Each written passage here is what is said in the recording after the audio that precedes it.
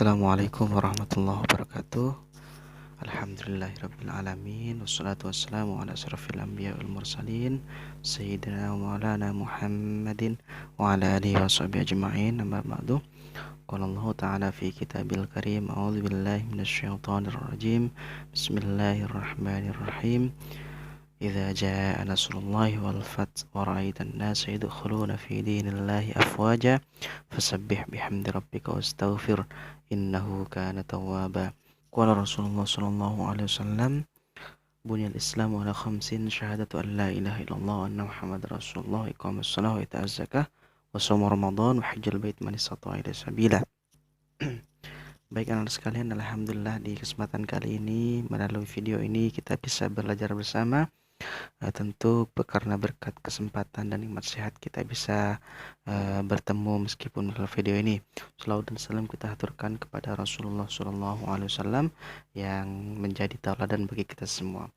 Anak-anak sekalian, di pelajaran 4 ini Ustaz akan mengulas sedikit tentang ibadah puasa di bulan Ramadan. Tentu kalian sudah membacanya mulai dari awal hingga selesai. Nah, anak-anak sekalian yang dirahmati Allah, tentu kita sebagai seorang muslim, bulan Ramadan menjadi bulan yang sangat spesial, bulan yang sangat ditunggu-tunggu karena pada bulan itulah kemudian kita semua umat Islam diwajibkan untuk berpuasa, kemudian diajarkan oleh Rasulullah SAW untuk banyak beramal soleh. Di antaranya adalah mengerjakan sholat tarawih, zakat fitrah, tadarus, dan lain-lain yang tentunya akan memperbanyak amal soleh kita kepada Allah Subhanahu wa Ta'ala. Anak sekalian yang dirahmati Allah, pada kesempatan kali ini kita akan belajar tentang pengertian puasa, hukum puasa di bulan Ramadan, kemudian ketentuan-ketentuan puasa, kemudian sholat tarawih dan tadarus di bulan Ramadan, dan hikmah puasa. Nah, masuk pada poin pertama, yaitu pengertian puasa. Puasa menurut bahasa yaitu berasal dari bahasa Arab shaum gitu ya. Jadi bahasa Arabnya shaum yang artinya adalah menahan. Pengertian puasa secara istilah dalam fikih yaitu berniat karena Allah untuk menahan diri dari makan, minum, dan hal-hal lain yang membatalkannya, dimulai dari terbit fajar hingga terbenam matahari. Apa hukum puasa di bulan Ramadan? Jadi hukum puasa di bulan Ramadan adalah wajib bagi kita yang sudah baligh, yang memiliki akal sehat ya. Nah, sebagaimana dijelaskan oleh Allah Subhanahu wa Ta'ala dalam surah Al-Baqarah ayat ke-185. Bismillahirrahmanirrahim. Syahrul Ramadan alladzi unzila fihi al-Qur'anu hudan lin-nasi wa bayyinatin minal huda wal furqan. Faman syahida minkumus syahra falyasum. Yang artinya adalah bulan Ramadan adalah bulan ketika Al-Qur'an diturunkan sebagai petunjuk bagi manusia, penjelasan mengenai petunjuk itu dan pembeda antara hak dan batil. Oleh karena itu, siapa di antara kamu yang menyaksikan datangnya bulan itu, berpuasalah. Surah Al-Baqarah ayat 185. Jadi puasa di bulan Ramadan itu adalah perintah Allah Subhanahu wa Ta'ala dan wajib bagi seluruh umat Islam yang sudah baligh, berakal sehat, dan tidak berhalangan gitu ya. Selain itu, puasa Ramadan merupakan rukun Islam ya. Rukun Islam sebagaimana Ustadz bacakan hadis sebelumnya, yaitu bunyal Islam ala 5: syahadatu an la ilaha illallah wa anna Muhammad Rasulullah wa iqamas shalah wa ita'az zakah wa shaum Ramadan wa hajjul bait man istata'a ilaihi sabila. Puasa di bulan Ramadan ini merupakan perintah Allah Subhanahu wa Ta'ala yang wajib dilakukan oleh setiap umat muslim di seluruh dunia. Dan puasa Ramadan merupakan rukun Islam ya. Maka kemudian kita sebagai seorang muslim wajib melaksanakannya karena puasa di bulan Ramadan merupakan salah satu rukun kita sebagai pemeluk agama Islam. Nah, poin selanjutnya yang akan Ustadz bahas, ketentuan puasa. Jadi syarat puasa itu yang pertama adalah muslim. Ya, jadi selain muslim tidak ada kewajiban untuk berpuasa. Kemudian berakal sehat. Jadi berakal sehat ini artinya tidak gila. Kalau gila maka tidak tidak diperkenankan untuk puasa. Ya. Dan tidak wajib bagi orang yang gila untuk berpuasa. Kemudian balik artinya sudah dewasa, sudah pernah mimpi basah gitu ya, sebagaimana Ustadz jelaskan sebelum-sebelumnya. Kemudian mampu berpuasa artinya kuat ya, dan tidak uzur ya. Mampu berpuasa, kuat dan tidak uzur. Seperti apa yang uzur?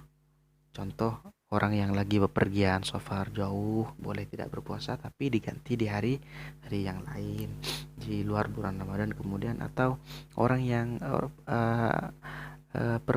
bagi perempuan yang sedang haid atau nifas, maka kemudian tidak diperkenankan untuk puasa, namun diharuskan untuk mengganti di bulan-bulan yang lain atau hari-hari yang lain selain bulan Ramadan.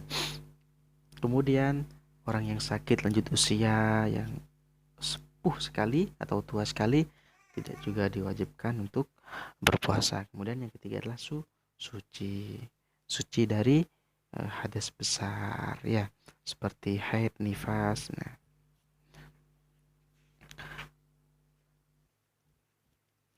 kemudian rukun puasa. Jadi rukun puasa ini anak-anak sekalian harus dipenuhi ya. Kalau rukunnya tidak terpenuhi maka puasanya tidak sah. Apa rukun pertama? Yaitu niat. Niat ini dilakukan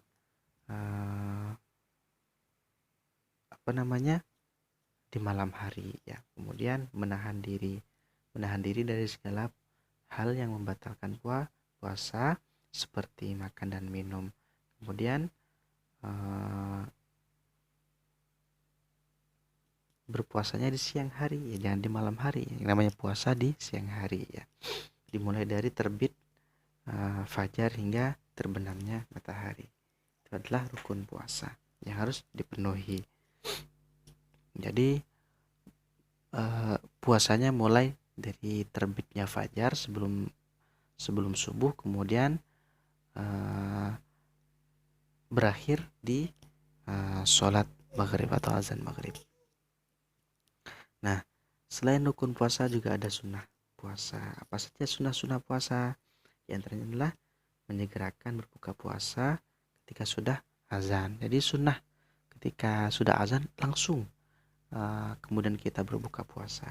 Kemudian berdoa, itu adalah sunnah ya. Itu kita sudah bisa ya, atau sudah membaca cara berdoa. Kemudian berbuka dengan yang manis-manis, contohnya kurma ini yang lebih utama atau yang dianjurkan oleh Rasulullah ya. Sunnah juga termasuk sunnah ya, sunnah dengan yang manis-manis, dan kalau ada dengan kurma. Kemudian makan sahur ya, sahur juga termasuk sunnahnya puasa.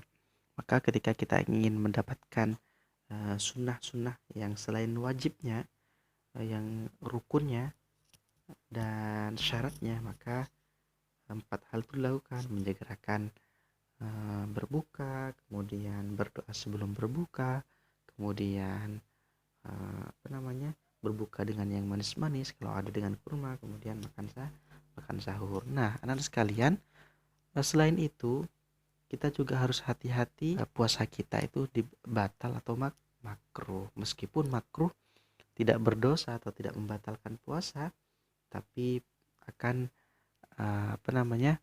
mengurangi nilai-nilai keutamaan puasa kita. Apa saja yang membuat makruh puasa kita? Yang pertama, berlebihan kita berkumur-kumur dan istinsyak, menghirup air ke dalam hidung saat berwudu di siang hari.